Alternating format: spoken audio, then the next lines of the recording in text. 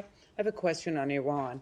The Islamic Republic of Iran has cracked down on women's compulsory hijab since late March, and on and as of the day it attacked Israel, it has even intensified that crackdown. Um, at the same time, there's legislation on Capitol Hill mandating that the administration sanction higher leadership officials, the supreme leader, the president. Now, with this report, which this report is about last year, 2023, and this year there's, I'm sure there's a lot more you may have. Isn't it not time to sanction the higher officials?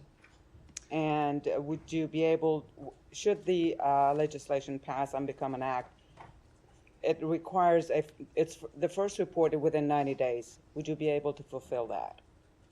I guess there are a few things to respond in my response. First of all, with regard to any legislation, of course, the department remains committed to fully implementing every law that is passed by Congress, and so there's certainly a commitment by the department to fulfilling the law. As you pointed out, this report refers to 2023. However, in 2023, Iran's dismal human rights record continued to deteriorate. The regime increasingly targeted members of religious and ethnic minority groups, human rights lawyers, journalists, and civil society activists. And as you pointed out, the situation with regard to women continued to deteriorate as well. Iranian women faced increased discrimination through expanded application of punishments against people who violate the mandatory dress code, as you pointed out, leading to protests and widespread acts of civil disobedience.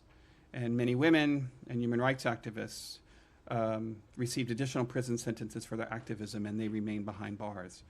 The authorities continue to detain, sentence, and execute people in an effort to suppress the peaceful protests that began after the Mahsa Zina Amini's September 22 death, while in custody of the morality police.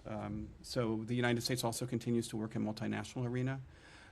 With regard to sanctions, we have applied sanctions. With regard to any future sanctions, I can't provide, I'm not going to speculate about what may happen in the future, but the department has already actively used visa restrictions and economic sanctions to promote accountability for Iranian authorities' human rights violations since the most recent crackdown following the 2022 riots.